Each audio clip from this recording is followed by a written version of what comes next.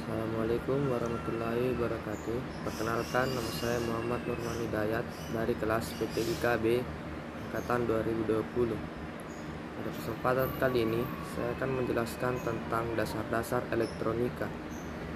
Sebelum kita masuk ke dalam materinya, kita harus mengetahui apa itu elektronik. Elektronik merupakan sebuah istilah yang diambil dari kata elektron. Elektron merupakan satu dari tiga materi yang menyusun struktur atom, yakni inti atom, proton dan neutron, dan elektron. Setiap materi atau benda pada dasarnya terdiri atas atom, dan atom terdiri atas nukleus atau proton dan neutron dan elektron. Proton, neutron, dan elektron menentukan karakteristik kelistrikan setiap materi. Hal itu menjadi penentu setiap materi dapat digolongkan sebagai konduktor, semikonduktor, atau isolator. Proton bermuatan listrik positif dan elektron bermuatan negatif. Jika sebuah benda kekurangan elektron, maka benda itu dikatakan bermuatan positif, dan sebaliknya. Jika sebuah benda kelebihan elektron, maka benda itu dikatakan bermuatan negatif. Sedangkan jika jumlah muatan negatif dan positifnya sama, maka benda itu disebut netral.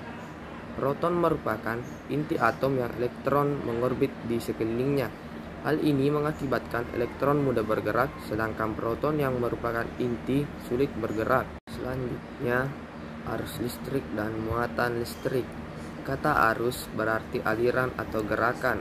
Arus listrik mengalir melalui rangkaian kabel listrik. Arus listrik akan mengalir pada saat suatu rangkaian membentuk loop atau loop tertutup dan ada beban listrik. Tegangan listrik. Tegangan listrik adalah suatu beda potensial antara dua titik yang mempunyai perbedaan jumlah muatan.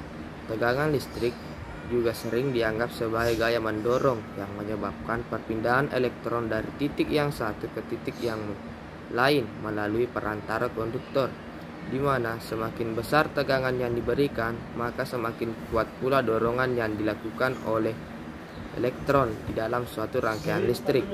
Dalam sistem satuan internasional untuk tegangan adalah volt, yang diambil dari nama Alexander Volta, yang menyatakan satuan volt adalah perubahan energi sebesar 1 joule. Selanjutnya, hukum Ohm. Hukum Ohm sangat sederhana dan sangat berguna untuk menganalisis suatu rangkaian listrik. Persamaan Ohm juga mudah digunakan untuk mencari tegangan dan arus. Penghantar listrik. Penghantar adalah suatu benda yang digunakan dalam teknik listrik atau elektronika untuk mengalirkan arus listrik dari sumber listrik ke beban listrik. Dalam teknik listrik dan teknik elektronika dapat digolongkan menjadi 3 bagian, yaitu konduktor, isolator, dan semikonduktor. Yang pertama, konduktor. Konduktor merupakan suatu bahan yang dapat menghantarkan listrik. Bahan penghantar mempunyai banyak elektron-elektron bebas, sehingga dengan mudah dapat dipengaruhi keadaan sekitar. Ada 2 jenis bentuk-bentuk bahan konduktor. Yang pertama, konduktor padat. Kebanyakan penghantar listrik yang digunakan berbentuk padat. Yang kedua, konduktor cair.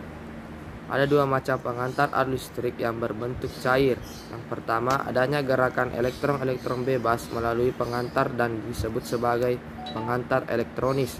Kedua, penghantar dan disertai oleh reaksi kimia dan oleh gerakan zat-zat melalui penghantar cair dinamakan penghantar elektronis atau ionis. Selanjutnya, sifat-sifat bahan konduktor. Yang pertama, daya hantar panas. Kedua, daya hantar listrik. Ketiga, koefisien temperatur tekanan. 4, daya elektrotermo. 5, kekuatan tegangan tarik. 6, koefisien suhu tahanan. Yang kedua, isolator atau bahan penyekat merupakan jenis bahan yang sulit menghantarkan listrik. Hal ini disebabkan oleh bentuk struktur atomnya. Elektron terikat kuat oleh protonnya atau intinya. Elektron dapat terlepas dari ikatan intinya apabila tegangan dari luar jauh lebih besar dari daya tarik intinya, yaitu dengan memberikan tegangan listrik yang sangat tinggi. Bentuk-bentuk bahan isolator. Penyekat memiliki bentuk-bentuk yaitu padat, cair, dan gas. Hal ini berlaku sesuai dengan kebutuhan sebab kadang-kadang perlu digunakan bahan padat, cair, atau gas, kecuali ada bahan yang dipadatkan, jadi kedudukannya antara cair dan padat, atau bentuk padat tetapi lunak. Sifat-sifat bahan isolator: yang pertama, sifat listrik; kedua, sifat mekanis; tiga, sifat termis; empat, sifat kimia. Yang ketiga, semikonduktor. Semikonduktor adalah suatu bahan yang tidak dapat digolongkan penghantar, tetapi tidak dapat pula digolongkan sebagai isolator. Ada banyak bahan-bahan dasar yang dapat digolongkan sebagai bahan semikonduktor, tetapi yang paling sering digunakan untuk bahan dasar komponen elektronika hanya beberapa jenis saja. Bahan-bahan semikonduktor tersebut diantaranya adalah silikon, selenium, germanium, dan metal oksides. Sekian yang saya dapat jelaskan. Mohon maaf jika ada kesalahan dan kekurangan.